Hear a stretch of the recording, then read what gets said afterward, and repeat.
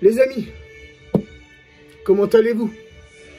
Heureux de vous retrouver pour l'avant-match.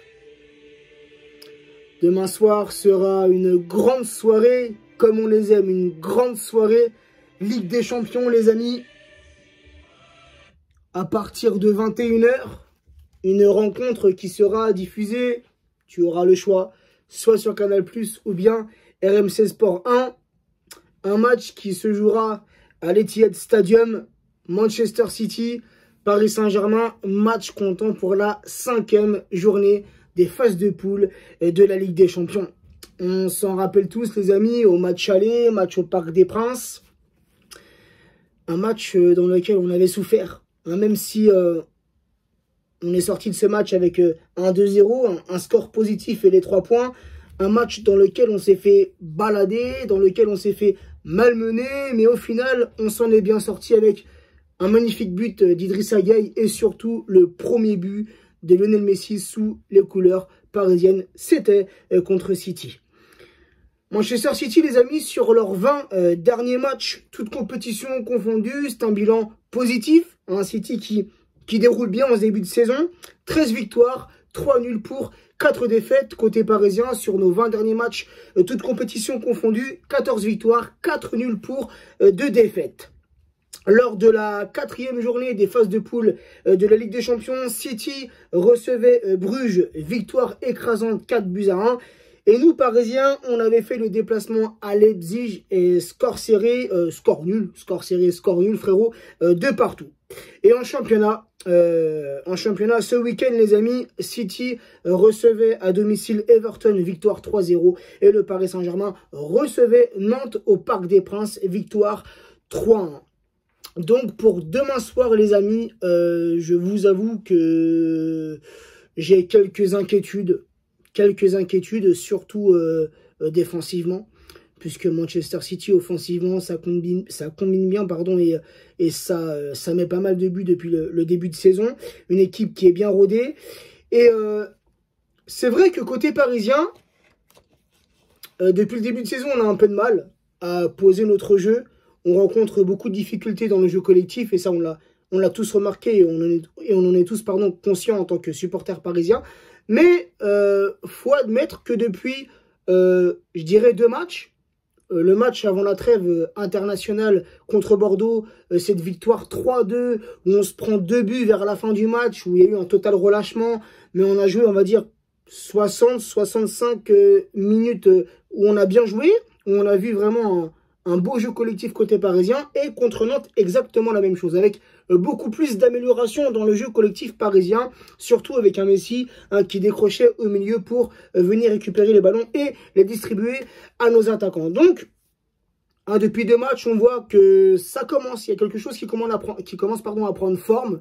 Donc, c'est ce petit côté-là qui me dit que pour demain, on peut voir des belles choses. Mais c'est un match à l'extérieur.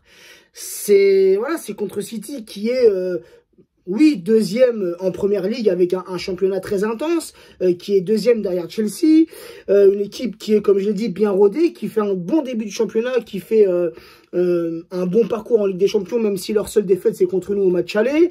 Donc voilà, j'ai cette petite appréhension contre City. C'est jamais un match facile, je pense que ça va être un match compliqué, et sans vous mentir, c'est un match que j'ai même du mal à pronostiquer. Moi, je vois un score serré. Je vois pas une défaite parisienne. Même si j'ai des craintes, même si j'ai encore une fois des doutes sur un futur relâchement parisien, comme on peut le voir presque à chaque match. Tu vois, il y a des matchs où on rentre bien dedans, comme contre Nantes, j'ai envie de te dire, comme contre Bordeaux en championnat. Des matchs où on est bien rentré, des matchs où on ouvre le score, des matchs où on enfonce le clou, comme contre Nantes, 1-0, 2-0, 3-0...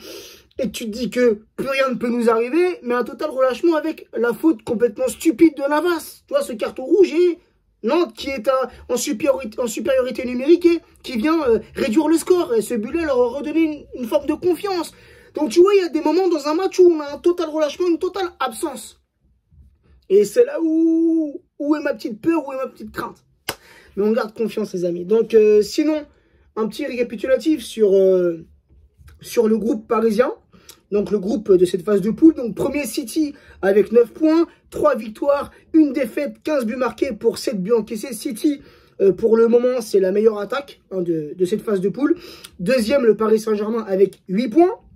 2 victoires, 2 nuls, 8 buts marqués pour 5 buts encaissés. Le Paris Saint-Germain, c'est la meilleure défense de ce groupe, de cette poule.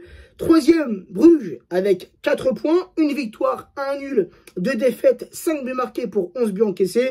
Dernier est déjà éliminé, les amis, c'est Leipzig, avec seulement 1 petit point, 1 nul, 3 défaites, 8 buts marqués pour 13 buts encaissés. Leipzig, c'est la plus mauvaise défense de cette poule.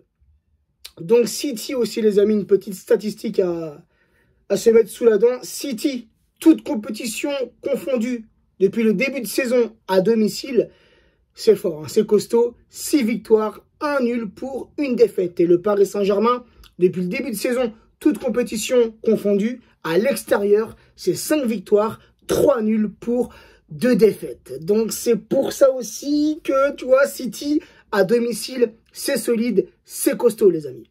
La petite compo parisienne, alors, la conférence de presse de Pochettino, je pense qu'elle est en train de se faire à l'heure actuelle. Donc, je ne sais pas quels sont les Parisiens absents pour le déplacement demain à City. Mais la petite compo que je verrai, d'après ce que j'ai pu voir sur Internet, après, à savoir, est-ce qu'on va avoir un 4-3-3? Ça veut dire que tu sacrifies un joueur offensif. Donc, si c'est le cas, si on part sur un 4-3-3, je pense que Di Maria sera sacrifié. Et si jamais tu pars sur un 4-2-3-1, un milieu de terrain sera donc sacrifié et Di Maria pourrait être titulaire. Et moi, les gars, je verrais plus le 4-3-3.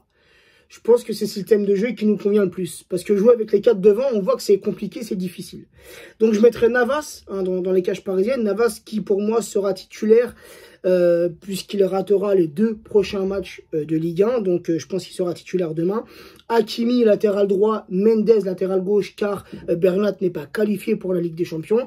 Nos 2 défenseurs centraux, j'associerai Kimpembe à Marquinhos. Je mettrai Paredes dans ce rôle de milieu récupérateur, un milieu défensif. Paredes qui était revenu contre Nantes et qui a fait pour moi un très bon match, qui a récupéré de nombreux ballons. Donc moi j'aime beaucoup ce joueur, hein. J'aime son style de jeu. C'est un joueur qui est dur sur l'homme et c'est ce que j'aime chez un milieu de terrain. Donc Paredes dans ce rôle de milieu défensif. Je mettrai Verratti milieu gauche, Gueye milieu droit, Mbappé à la pointe de l'attaque parisienne, Messi ailier droit, Neymar ailier gauche. Et donc pour le petit prono, les amis, comme je vous l'ai dit, honnêtement, entre vous et moi, je ne pense pas que le Paris Saint-Germain va s'incliner demain soir. Mais je sais pas, frérot, je suis pris entre le 2-2 ou entre le 2-1 ou le 3-2 pour le Paris Saint-Germain. Je vois vraiment genre un score serré, soit un match nul, soit une victoire, mais vraiment à l'arraché, une victoire très très courte. Donc voilà, n'hésitez pas en commentaire à me donner votre prono et votre compo, les amis. Et juste pour finir cette petite vidéo, les amis, puisque ça fait du bruit sur les réseaux depuis quelques jours maintenant, surtout en Angleterre où ça parle de Pochettino comme futur entraîneur de Manchester United. United qui s'est séparé de Solskjaer, hein, reprenez-moi si j'écorche le nom, qui s'est séparé de leur entraîneur. Donc ils cherchent activement un entraîneur. Et Pochettino, d'après, parlons hein, au conditionnel, d'après les rumeurs qui circulent, Pochettino voudrait lui-même quitter le Paris Saint-Germain pour aller entraîner Manchester United. Et donc, pour le remplacer, ça parle bien évidemment de Zinedine Zidane, le zizou national. Alors, on a beaucoup fait de live ces derniers temps. Médias parisiens ont fait beaucoup de live. On fait un petit space hier sur Twitter. Donc, les avis sont assez partagés. Bien évidemment que si demain on se sépare de Pochettino et que Zidane vient prendre sa place, je pense que beaucoup de supporters parisiens vont se frotter les mains. Zidane, pour moi, fait partie du gratin des meilleurs entraîneurs au monde. Je le mettrais au même pied d'égalité que Guardiola ou bien même d'un club. Je pense qu'il fait partie de ces 3, 4, 5 meilleurs entraîneurs du monde. Il l'a prouvé. Il a un palmarès vraiment honorable avec le Real Madrid. Donc, voilà, Zidane, si Zidane vient, on ne peut que lui ouvrir les bras. Après, est-ce vraiment le moment? Ça parle d'un départ de Pochettino peut-être pour le mercato hivernal ou bien même avant. Hein, si jamais demain il y a un faux pas, ça pourrait même précipiter le départ de Pochettino. Encore une fois, c'est ce qu'il dit dans les médias, c'est les rumeurs qui circulent. Mais est-ce le moment, les amis? Est-ce le moment choisi pour changer d'entraîneur? Pochettino, ça va faire 1 an en décembre qu'il a signé au Paris Saint-Germain. 1 an, les amis. Et au bout d'1 an, on veut déjà tout basculer. On veut déjà tout changer. Est-ce vraiment la meilleure des choses? Pochettino, il est arrivé, donc en décembre dernier, il a pris ses fonctions en janvier. Il a enchaîné, il a fini une saison, il a repris une équipe malade, une équipe qui allait très mal, une équipe qui enchaînait l'an passé, pendant cette période, des mauvais résultats.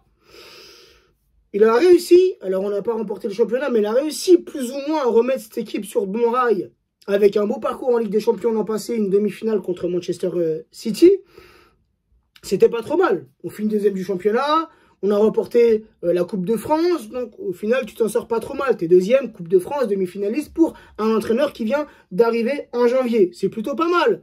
Et là, en ce début de saison, bah, j'ai envie de te dire, hormis le jeu, et je pense qu'on est en droit de réclamer du beau jeu avec le mercato qu'on a eu cet été, mais hormis ça, frérot, j'ai envie de te dire, les résultats, ils suivent. Tu es premier du championnat avec seulement une défaite, un nul. Tu n'as enchaîné que des victoires.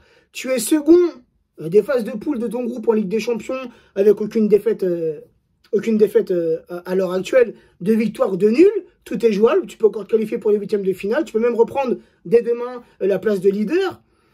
Donc, est-ce vraiment le bon moment, là, en plein milieu de saison, pour changer d'entraîneur? Moi, je vois pas où... je vois rien d'alarmant, les amis. Hein. Et la seule chose qu'on peut reprocher à Pochettino, c'est le beau jeu. Moi, je vois que ça. Donc, est-ce pour une raison, en tout cas, dites-moi en commentaire si pour vous, il y a d'autres raisons. Hein. Mais pour moi, la raison pour laquelle Pochettino, on devrait s'en séparer, je dirais la seule pour moi raison valable, ce serait éventuellement le beau jeu. Mais hormis ça, je vois pas d'autres raisons, les amis. Hein, les résultats sont là, les résultats sont positifs, sont favorables. Encore, je dis pas, on serait 6e, on serait 7e de Ligue 1, on serait dernier des phases de poule de la Ligue des Champions et même pas qualifié. Là, je veux bien, là, tu vois. Là, je me dis, oh putain, il y a un truc qui cloche, la mayonnaise ne prend pas. Mais là, force est de constater que, oui, dans le jeu, c'est pas beau. Dans le jeu, on attend mieux. Et depuis 2 matchs, pour moi, il y a du mieux. Mais on attend plus que ça. Mais sinon, les amis, au niveau des résultats, il est là, quoi. Au niveau des résultats, ça répond présent. Donc voilà la team, je sais pas, moi je suis pas trop adepte de ça. On est là, on change d'entraîneur tous les 1 an, tous les 2 ans.